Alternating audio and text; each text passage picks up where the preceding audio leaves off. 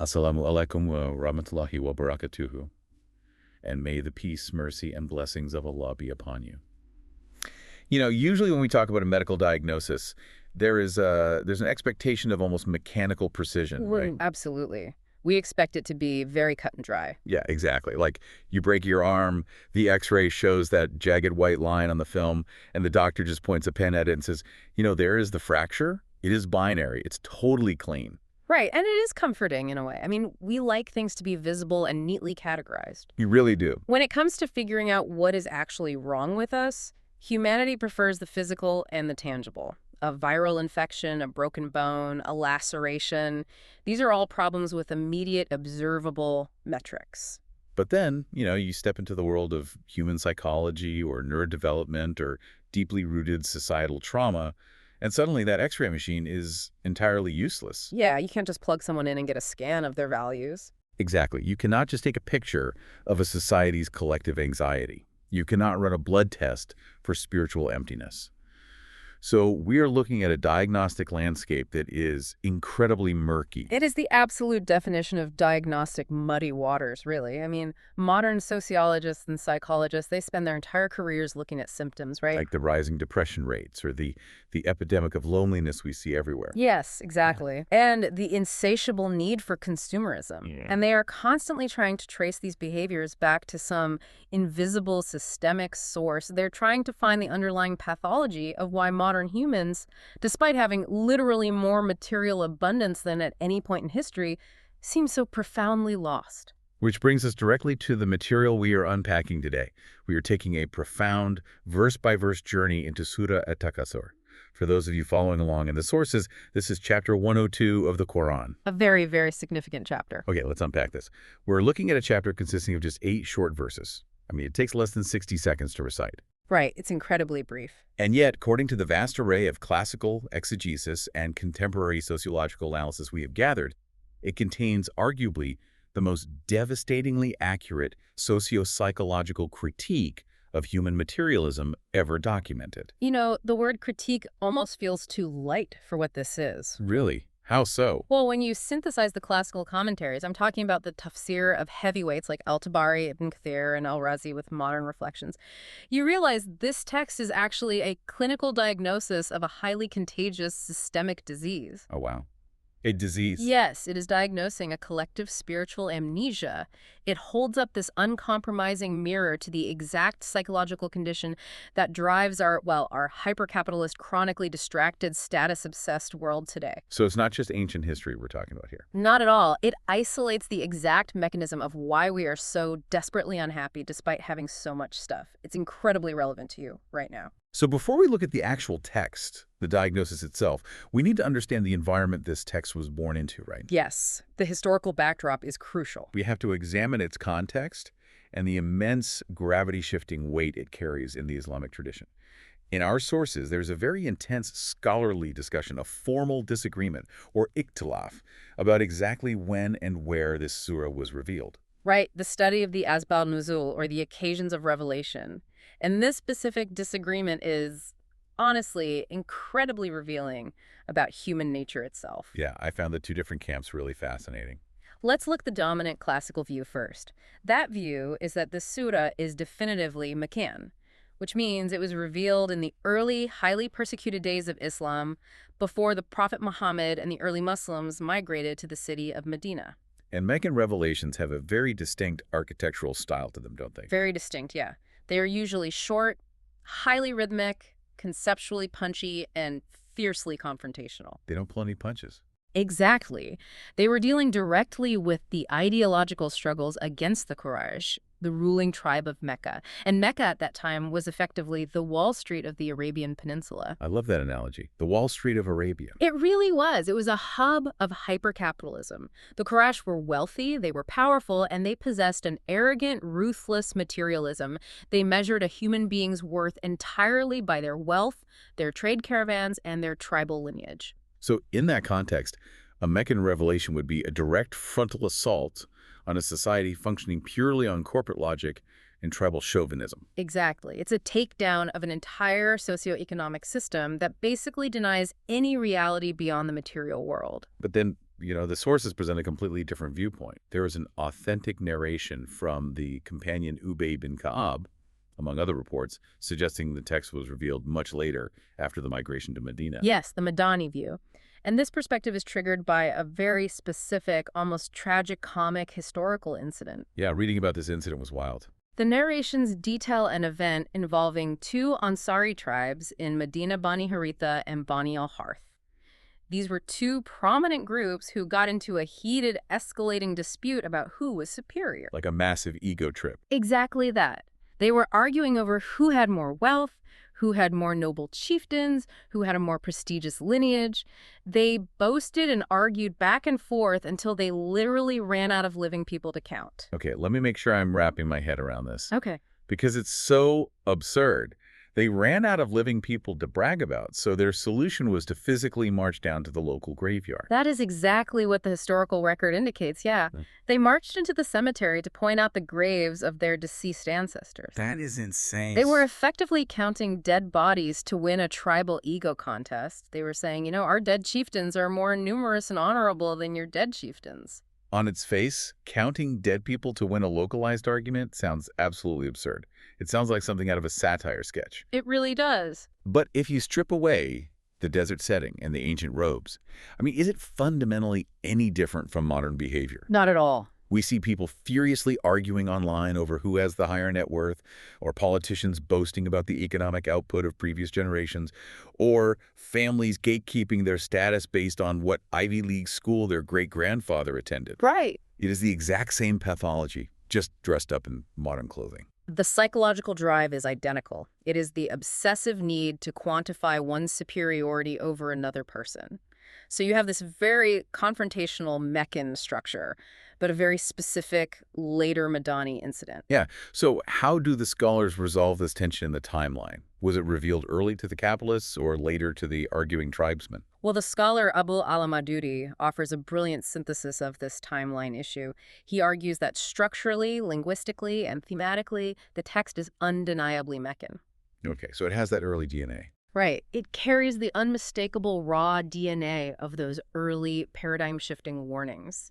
However, the text applied so perfectly, so surgically to that later Madani incident with the Ansari tribes in the graveyard that it became inextricably linked to it. So it is a situation where a pre-existing diagnosis perfectly matched a new outbreak of the disease. Precisely. This happens frequently in the sciences of the Quran. A companion of the prophet might quote a previously revealed text to perfectly diagnose a contemporary event. Oh, I see. It wasn't necessarily revealed right then and there in the graveyard, but its application to that absurdity was so piercingly accurate that it became forever associated with that moment. The medicine was already formulated. The tribes simply manifested the exact illness the medicine was designed to treat. That completely reframes the entire concept of revelation for me. It is a timeless diagnostic tool applied to a recurring human symptom. That's a great way to put it. Now, I want to talk about the sheer weight of these 8 verses. The classical scholars refer to this as the fanail, or the virtues of the text. The sources highlight an authentic tradition from the Prophet Muhammad where he gathered his companions and asked them a seemingly impossible question. Yes, the question about reciting 1,000 verses. Right. He asked if any of them were unable to recite 1,000 verses every single day. And 1,000 verses is an immense volume. It would take a significant portion of a person's day to recite that with any level of reflection. Yeah, and naturally, the companions responded that they could not possibly manage that daily volume. It's just not practical for most people. To which the Prophet responded by asking, can one of you not recite At-Takaathur?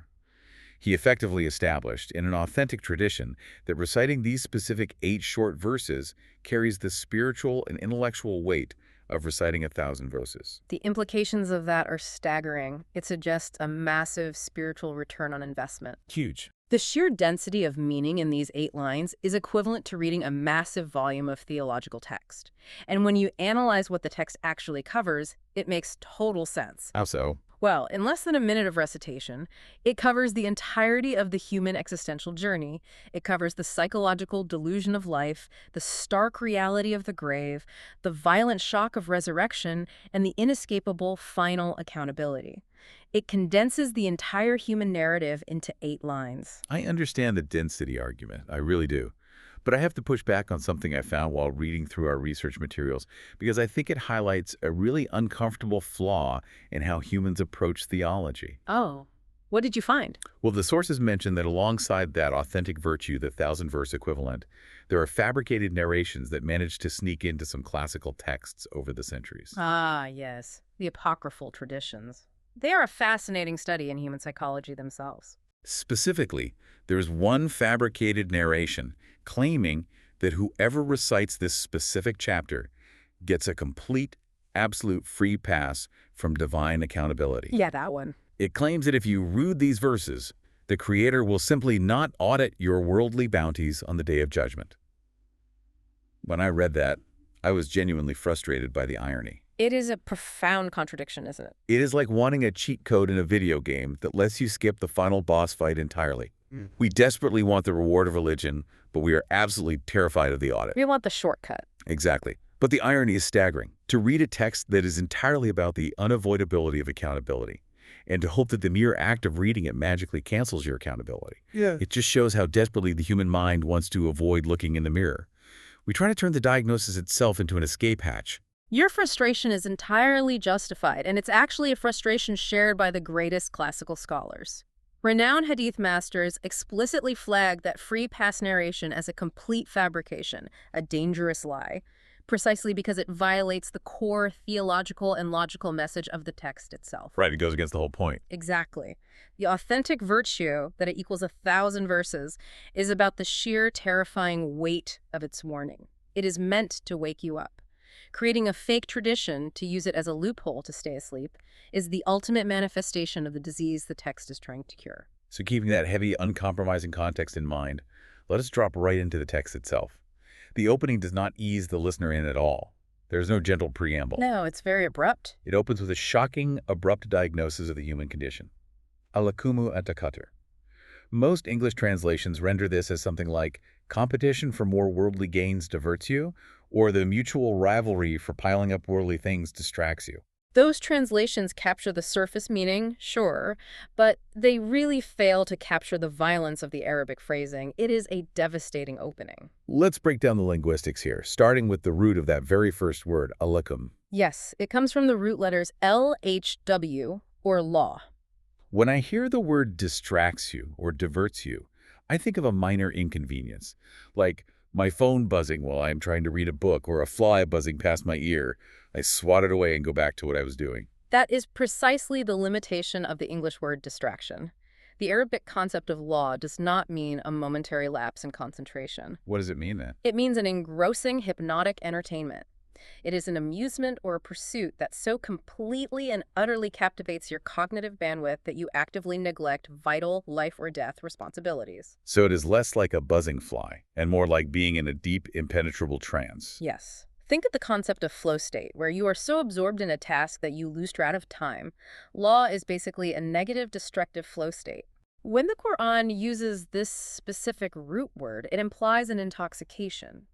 You are so mesmerized by the immediate shiny object in front of you, whether that is money, status, or trivial entertainment, that you become entirely oblivious to the impending reality of your own mortality and purpose. There's a grammatical insight from the modern linguist Numan Ali Khan that I found deeply unsettling when going through the notes. Oh, the omission of the preposition. Yes. He points out a very deliberate omission in the Arabic grammar of this opening phrase. Usually in Arabic, if you are distracted, the sentence structure requires the preposition an, which means from. Correct. The grammar generally demands an object. You are distracted from your work, or you are diverted from your family obligations. But here, the text intentionally leaves the preposition out entirely. At-Takaathur, that just says, the mutual rivalry distracts you. It does not say what you were distracted from. The formal linguistic term for this device is hath, or omission. It is leaving the absolute open. And the psychological implication of that omission is terrifying. It really is. By deliberately not specifying what you are distracted from, the text is declaring that this rivalry alienates you from absolutely everything meaningful. It is a totalizing blindness. Totalizing. You are distracted from your moral compass, from your family, from establishing justice in society, from contemplating the universe, from preparing for your death, and ultimately from the divine presence itself. You lose everything. You have not just lost focus on one specific task, you have lost the plot of existence entirely. You are walking blindly through life, anesthetized by the pursuit. And what exactly is the object causing this total hypnotic alienation? The text identifies it as At-Takaathur. This word comes from the root kathra, which simply means abundance or a multitude. Right. But Arabic morphology is incredibly precise. The specific pattern used here, the tafel pattern, implies mutuality, reciprocation, and endless escalation. It is not just a passive, innate desire to have nice things. So it is not just wanting a comfortable home or a reliable source of food. No, the tafel pattern turns it into a blood sport. It is an aggressive, escalating rivalry to outdo your peers. It is the competition itself that becomes the drug. That makes total sense. I don't just want a nice house. I need a house with more square footage than my neighbors. I don't just want a stable career. I need a higher title and a larger bonus than the people I graduated with. It's always about comparison. It is the obsessive, pathological drive to amass more wealth, more status, more followers, more prestige, purely for the sake of asserting dominance over others. To really make the brutality of this concept tangible, one of the great classical scholars, Ibn Rajab al-Hanbali, used an analogy that is honestly quite terrifying. The analogy of the wolves. Yes. He tried to explain what the obsession with Takaathur does to the human soul. He compared this unbridled craving for status and wealth to two hungry wolves. He said, imagine a completely defenseless flock of sheep wandering without a shepherd to protect them. Then, you release two starving, vicious wolves directly into the center of that flock. It is an incredibly violent, chaotic image. The sheer carnage, the tearing of flesh, the ripping apart of those vulnerable animals. Ibn Rajab says that the human obsession with Takaathur ravages and destroys a person's spiritual heart far worse than those starving wolves destroy that flock of sheep. It is meant to be a jarring image because we often view ambition and the drive for wealth as polite, civilized pursuits. We dress them up in corporate jargon and success seminars. We make it sound so professional. We do. But Ibn Rajab is stripping away the veneer. What happens to the internal architecture of a human being when they are consumed by this rivalry? Their heart calcifies.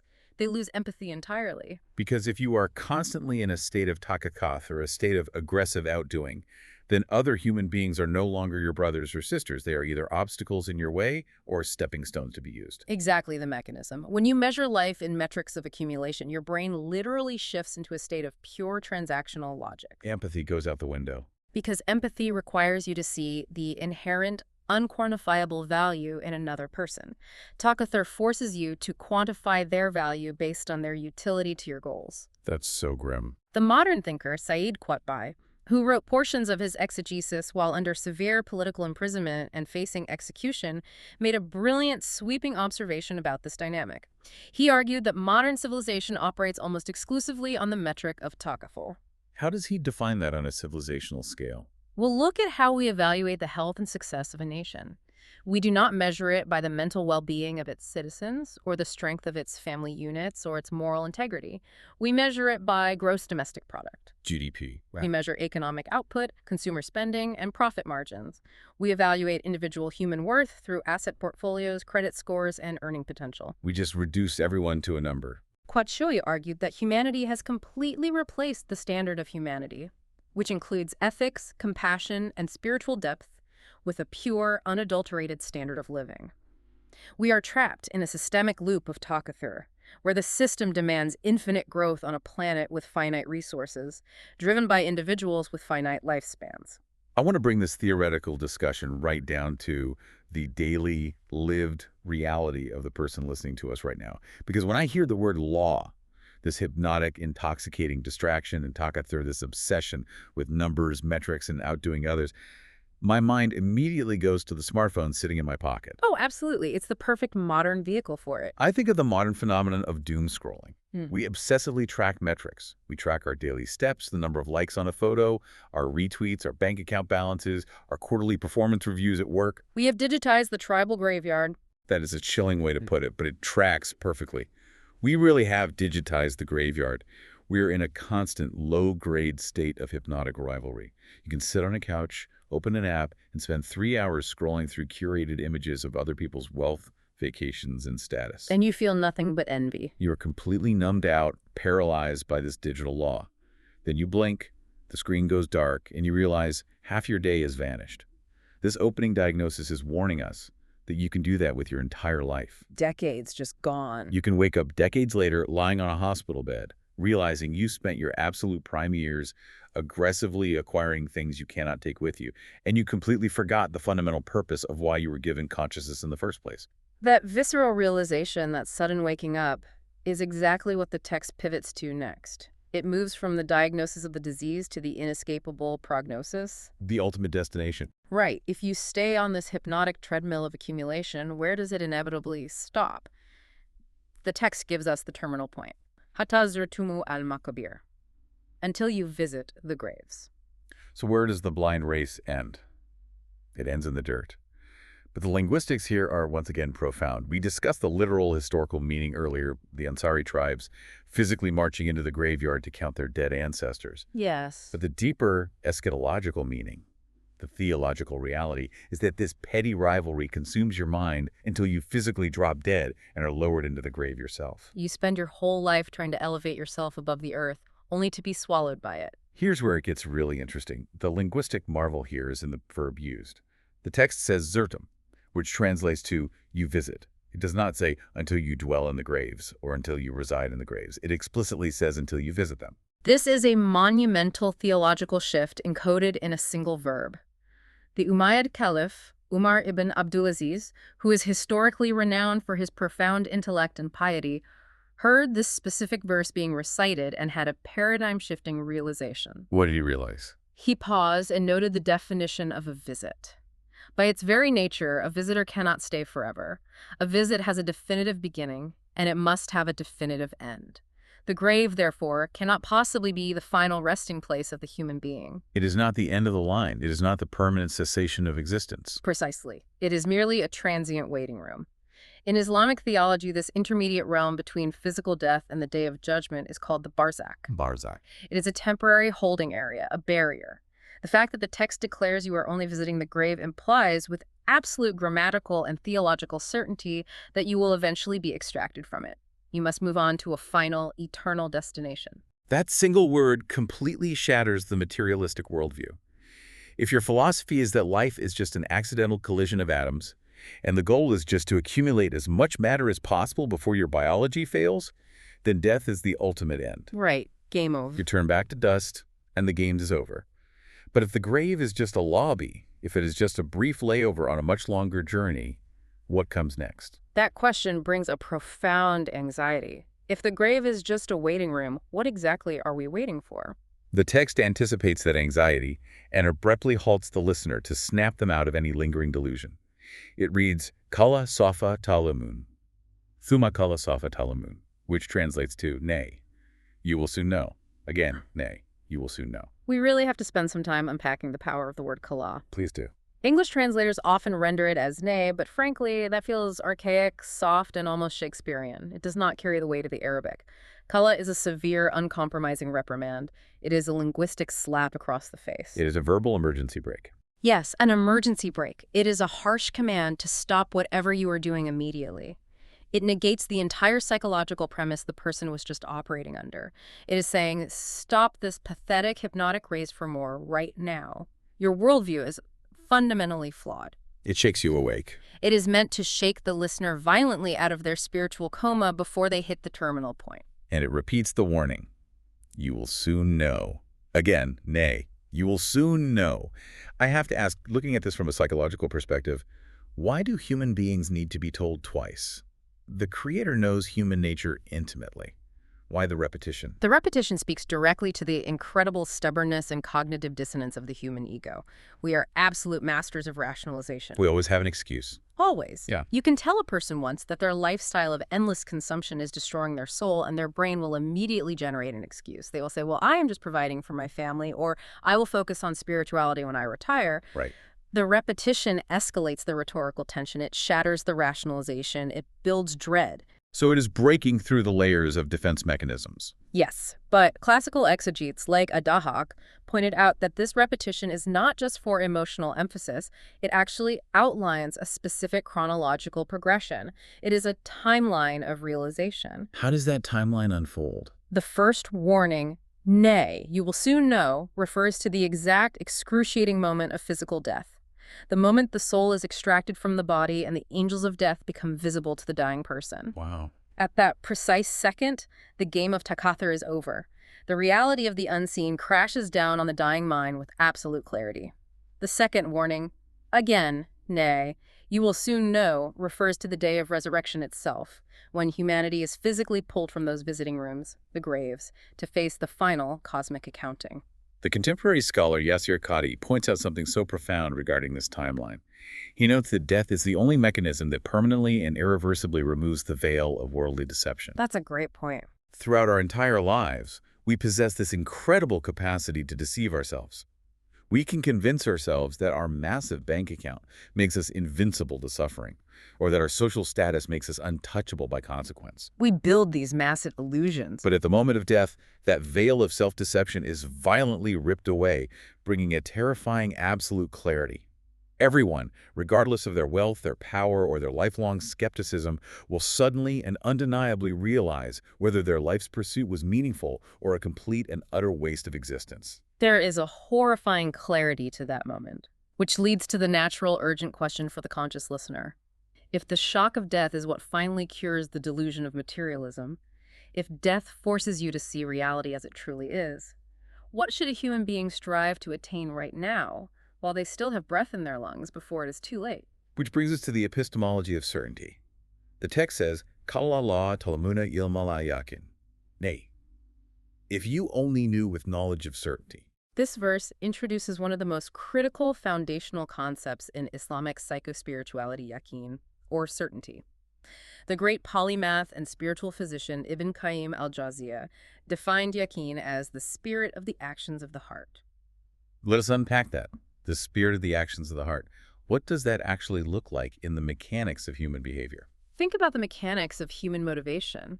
Why is the pursuit of the material world, Takaathur, so incredibly easy and addictive? Because you get a quick reward. Exactly, because the rewards are immediate, tangible, and visible. You put in hours at work, you receive a physical paycheck, you buy a luxury car, you can touch the leather steering wheel, you can hear the engine, you get immediate social validation from your peers. The sensory feedback loop is instant. It hacks our dopamine system perfectly. Perfectly. But the pursuit of the hereafter, the cultivation of a spiritual life, requires you to labor relentlessly for rewards that are deferred and currently entirely unseen. You are praying to an unseen God, preparing for an unseen judgment, hoping for an unseen paradise. It's much harder to stay motivated for that. Which is why Ibn Qayyim is explaining that without yaqeen, without an absolute, unshakable bedrock certainty in those unseen realities, you will never possess the spiritual fortitude required to resist the immediate, hypnotic, sensory pull of materialism. Certainty is the heavy anchor that stops you from being swept away by the raging flood of the immediate. And the way this verse is constructed is a psychological masterclass in inducing that certainty. It utilizes that rhetorical device again, the omission, the hoth, Yes. the blank space. It says, if you only knew with knowledge of certainty, and then it just stops. The sentence hangs in the air. It leaves the consequence blank. It forces the listener's own mind to fill in their own personalized terror. It is a brilliant pedagogical tool. When you leave the consequence unstated, the human imagination will conjure up a scenario far more terrifying than anything explicitly described. If I say to someone, listen, if you only knew what was waiting for you behind that locked door, their brain goes into overdrive. The text does exactly this. If you only knew with knowledge of certainty. The chilling implication is you wouldn't be able to sleep at night. You would weep over the decades you wasted. You would immediately drop every petty rivalry you are obsessing over right now. To truly grasp the weight of this, we need to look at how the classical theologian Fakhr al-Din al-Razi categorized the epistemology of certainty. The Islamic theological tradition breaks certainty down into 3 distinct ascending degrees. Okay, let's go through them. Understanding these degrees is crucial for making sense of the rest of the surah. The first foundational level is ilm al-yaqeen. This is the knowledge of certainty. This sounds like an intellectual or epistemic certainty. It is. You deduce it through reliable information, through rational intellect, and through trusting divine revelation. You have not seen the reality, but you know it to be true in your mind beyond a shadow of a doubt. So ilm is intellectual knowledge. If we follow that progression towards absolute reality, then the next step must be empirical, right? You have to move from knowing it to seeing it. That is the second level, Ayn al-Yaqeen.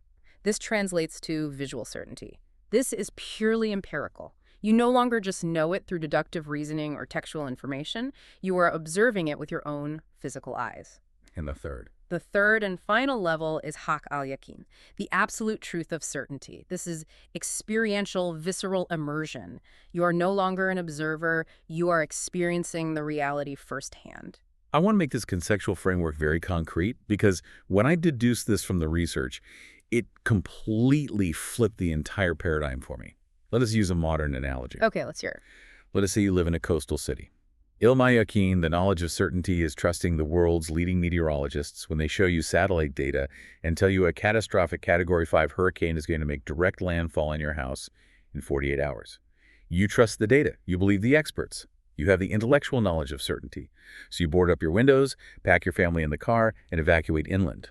That intellectual certainty literally saves your life. The key there is that you acted on the knowledge before the physical threat was actually visible. Precisely.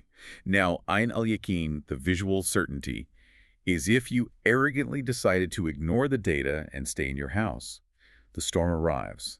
You are standing at your reinforced glass window, and you physically watch the 150-mile-per-hour winds rip massive ancient oak trees completely out of the ground. That's a terrifying image. You watch cars being tossed down the street.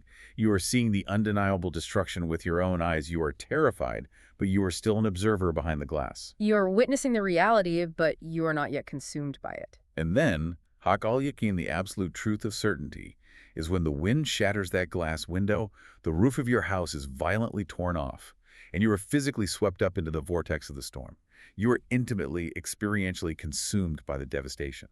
What this text is begging humanity to do is to achieve ilm al-Yaqin, to believe the prophetic warning, to attain the intellectual certainty, and evacuate the lifestyle of Takaathur, so we do not have to experience the unspeakable horror of the storm itself. That analogy perfectly encapsulates the transition that happens next in the text, because the conditional unstated threat, if you only knew, suddenly and violently materializes into an absolute unavoidable guarantee. The storm arrives. It doesn't hold back. The text states, "La tarawuna al-jak," you will surely see the hellfire.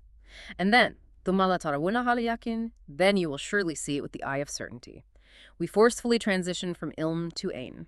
The grammatical weight of these specific verses is terrifying. It is not presented as a possibility or a conditional outcome.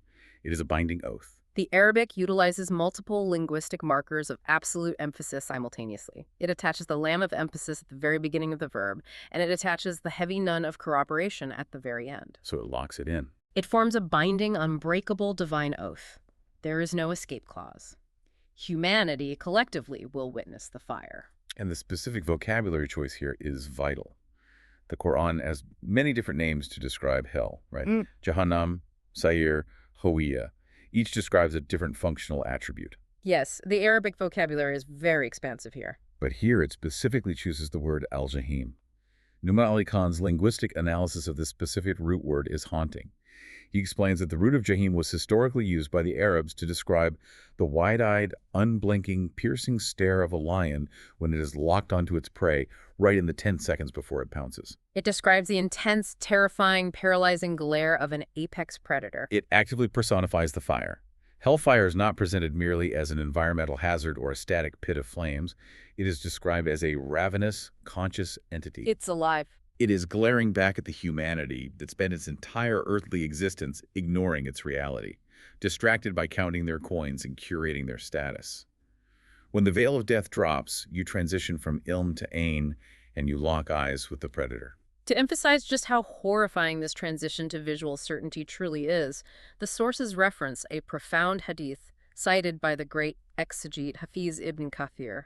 It describes the specific eschatological moment on the Day of Judgment when hellfire is physically brought forth into the cosmic arena. This hadith is so heavy. The narration states that it is dragged forward by 70,000 massive ropes, and on each individual rope are 70,000 angels straining to hold it back. The mathematics of that imagery, billions of angels struggling to restrain this entity, conveys a sheer kinetic force and fury that defies human imagination. The hadith goes on to state that The sight of it, the visual certainty, the Ain al-Yaqin is so overwhelmingly terrifying that every single angel who is near to the divine presence and every single sinless prophet ever sent to humanity will collapse to their knees in sheer abject terror, crying out, "Oh Lord, save me, save me." The best of creation. Men who dedicated every waking breath to God, falling to their knees in terror. There is a terrifying logic to that. If the absolute pinnacle of human morality, the prophets who possessed perfect yaqeen during their lives, react to the visual certainty of al-Jahim by falling to their knees begging for salvation, what is the fate of the person whose only notable achievement in life was having the most expensive car in their suburban neighborhood? It's a sobering thought. What happens to the person whose mind was utterly consumed by the hypnotic rivalry of Takaathur? The text leaves the implication unspeakable. It ruthlessly strips away all the arrogance and entitlement of the human ego. But the surah does not end simply with the visual terror of the fire. It moves to something even more universally inescapable, something every single soul must face. The final verse, "Thumma la tusaluna yawmitin ani anahum." Then on that day, you will definitely be questioned about your worldly pleasures. The ultimate, inescapable cosmic audit. Even if an individual is ultimately saved from the fire by the mercy of God, there remains the unavoidable reality of the divine audit. Having spent their lives distracted by the relentless pursuit of more, humanity will face an exhaustive, itemized accounting of every resource that fueled that race. This specific word used is naim. This broadly translates to delights, pleasures, or blessings. But what exactly does that encompass? Are we talking about auditing luxury items like yachts and mansions? Or does it include basic human necessities? According to the consensus of scholars like Madudi and El-Tabari, it encompasses an incredibly vast, almost terrifying spectrum. It certainly includes the capital, the societal status, the properties, and the vehicles you amassed. But it goes beyond that. Oh, absolutely. It fundamentally includes the natural, unearned blessings bestowed by God. It includes your eyesight, the oxygen in your lungs, the cardiovascular health that allowed you to work, the cool water you drink to quench your thirst, your moments of physical safety and leisure. Every single joule of energy you consumed is subject to the audit. There is a historical anecdote in our sources that illustrates the meticulous nature of this audit so vividly. It is a hadith from Sahih Muslim about the Prophet and his closest companions. I know exactly the one you're talking about. Let me paint the scene, because I think the contrast between their reality and our modern reality is the emotional core of this entire concept. The Prophet Muhammad, along with Abu Bakr and Umar, his two closest companions, the architects of the early Islamic State, and arguably the greatest human beings to live after the prophets themselves, found themselves wandering the streets of Medina in the dead of night. And why were they out? Because of extreme, gnawing, physically painful hunger. They had absolutely nothing in their homes to eat. The absolute leaders of the community, the most pious men on earth, brought out of their homes by starvation. They encounter an Ansari man, Abu al-Haytham, who is overjoyed and honored to host them. He immediately provides them with a cluster of fresh dates, he slaughters a sheep to roast meat for them, and he provides them with cool, refreshing water. They sit in the shade, they eat, and they drink until the severe, painful hunger is finally satisfied. A beautiful moment of relief. Now imagine the sheer physical and psychological relief of that moment. But after they finish, the Prophet Muhammad looks at Abu Bakr and Umar, and he swears a solemn oath. He says, "By him in whose hand is my soul, you will be asked about this on the day of judgment. Hunger caused you to come out of your homes, and you did not return until you had eaten this meal." So this is from the delights, the naim. It is a profoundly humbling, almost paralyzing narration. We have to pause and let that sink in.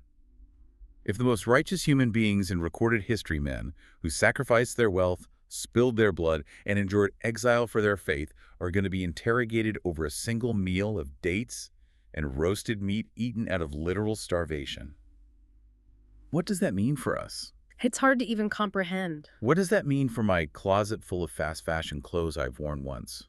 What does that mean for the pantry full of imported food I throw into the garbage because it passed its expiration date while I was ordering takeout? We throw away so much.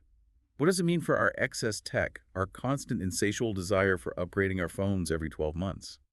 The sheer scale of our modern naim compared to their starvation is terrifying. The disparity is overwhelming, and it can induce a sense of spiritual paralysis.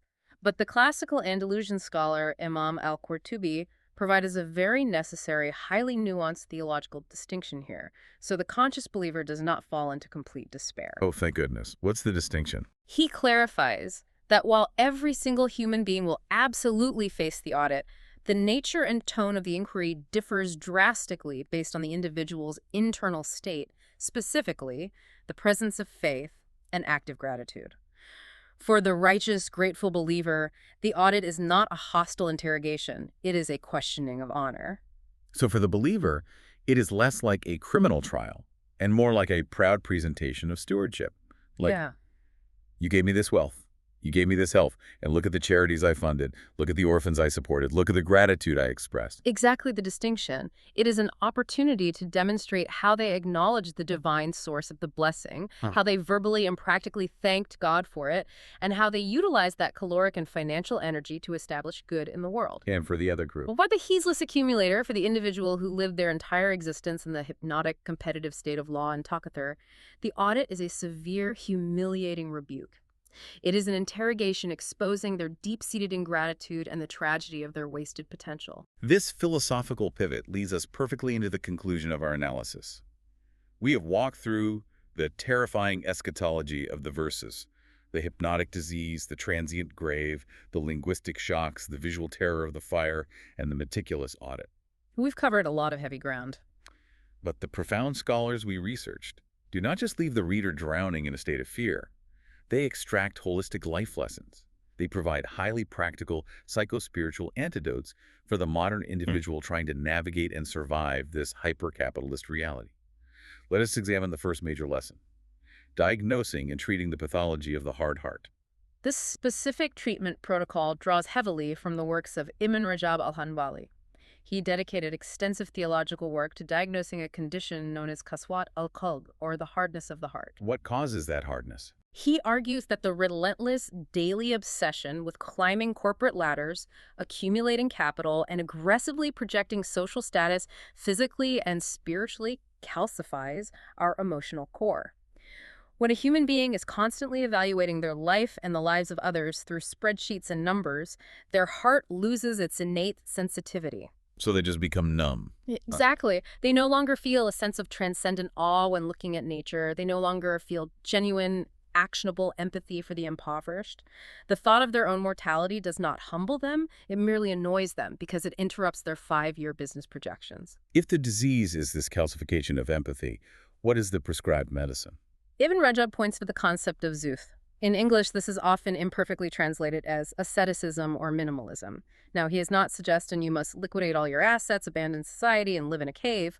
That violates other Islamic principles of societal contribution. Right, you still have to function in the world. Zuhd, in the Orthodox spiritual tradition, is an internal posture. It means that wealth, power, and status can be firmly in your hand, but they must never be allowed to enter your heart. You practice a conscious, aggressive detachment. You recognize that minimalist practices and conscious consumption are not just trendy lifestyle choices, they are mandatory preventative medicine against spiritual necrosis. That concept of detachment feeds directly into the second major lesson extracted from the text: the urgent need to reframe human value. We touched on this briefly with Said Qutb's critique of GDP, but the contemporary scholar Yasir Qadhi brings it into very sharp, uncomfortable focus for the modern consumer. He definitely doesn't sugarcoat it. He warns against the insidious danger of evaluating our lives via the standard of living rather than the standard of humanity. Qadhi looks at modern Western consumer culture and sees the exact same tribal arrogance and hypnotic law that the Surah was criticizing in the ancient Meccans. The technology has changed, but the pathology is identical. He specifically points out cultural phenomena like Black Friday. Think about the absolute insanity of it from an objective sociological perspective. It's wild when you step back and look at it. You have human beings literally trampling each other, getting into physical fistfights in brightly lit department stores, all over a discounted flat-screen television. It is the purest, most grotesque modern manifestation of Takaathur. We have constructed entire cultural holidays around the hypnotic, aggressive consumption of mass-produced goods. That's spot on. This surah is effectively screaming across centuries, demanding that we untether our core self-worth from what we own. If your primary identity, your sense of self-respect, is derived from your tax bracket, the logo on your handbag, or the brand of your watch, you are operating as a spiritual infant. That brings us to the third critical lesson, which involves one of the most transformative psychological shifts a human being can undergo. It is the internal battle between the psychology of entitlement and the psychology of gratitude. How does that play out? The contemporary scholar Omar Suleiman speaks beautifully about this dynamic. When an individual views their wealth, their intellectual capacity, or their comfortable lifestyle as the rightful, exclusive byproduct of their own hard work, their own genius, or their exceptionalism, they naturally develop a deep sense of entitlement. They think, I earned this, I deserve this. And entitlement is an incredibly toxic emotion. It breeds a quiet, pervasive arrogance. Because if you genuinely believe you independently earned everything you have, you subconsciously look down on those who have less. You assume their poverty is simply a lack of hard work, completely ignoring systemic issues or the divine distribution of resources. Precisely. But the final verse of the surah, the absolute guarantee of the audit of Na'im, systematically destroys the foundation of entitlement. It tears it right down. If you truly, deeply internalize the reality that every single blessing you possess, from the roof over your head to the functional neurons in your brain to the air in your lungs, is not yours to own permanently, but is rather a temporary loan pending a rigorous divine audit, it forces a posture of profound, unshakable humility. You don't own any of it. No, you don't. It violently shifts your psychological framework from a mindset of ownership to a mindset of stewardship. You realize you are merely the temporary manager of God's resources, not the absolute king of your own little castle. And the only logical, natural response to realizing you are holding onto a massive loan is immense, constant gratitude or shukr. I see the power in that shift. From arrogant owner to humble steward, it changes how you spend every dollar and every hour. And finally, we arrive at the fourth lesson, which I view as the ultimate, holistic synthesis of the entire deep dive. And what's that? It comes from the linguistic analysis of Nouman Ali Khan, and it is about redirecting our fitra, our innate natural disposition. Because if we are being intellectually honest, we have to ask a foundational question. Why are human beings so universally cross-culturally prone to takaathur? It's a fair question. Why is it so natural to us? Why do we possess this seemingly bottomless desire to hoard, to build, to leave a legacy? Newman points out that human beings instinctively, at a soul level, desire eternity.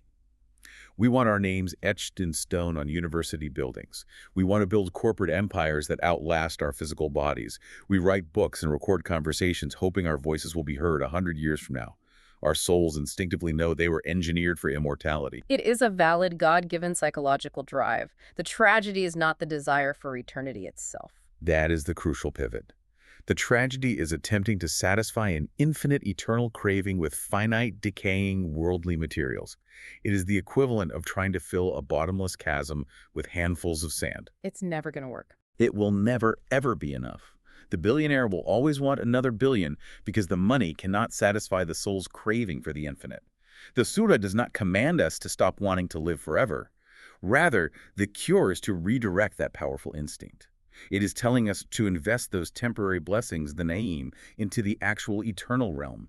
Build a spiritual legacy that survives the transition of the grave, rather than wasting your energy merely decorating the waiting room. If we synthesize every theological, linguistic, and psychological point we have discussed today, from the hypnotic distraction of the opening verse to the inescapable audit of the final verse, the ultimate life lesson is profound in its stark simplicity. How would you summarize it?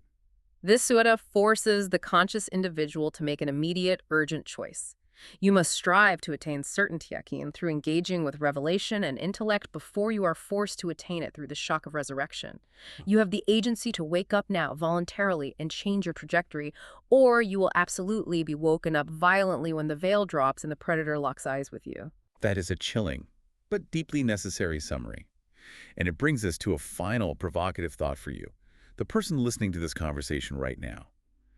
We began this deep dive by talking about the murky nature of diagnosis. Let us do a quick, brutally honest internal scan. Think about the biggest, most stressful, all-consuming priority in your life at this exact moment. The thing you obsess over. The thing that is keeping you up at night. The goal you are fiercely competing for, stressing over, perhaps sacrificing your physical health and your family relationships to attain. Have you identified it? Now, imagine if the ultimate divine audit of your blessings began right this very second. Would that priority look like a massive spiritual asset, or would it be exposed as your ultimate liability? That's the real question. Is it a tool you are actively using for gratitude and stewardship, or is it simply law? Is it just the hypnotic, intoxicating entertainment distracting you from the reality that the X-ray is going to show eventually? Jazakallah khair. May Allah reward you with goodness for spending your valuable time listening to us.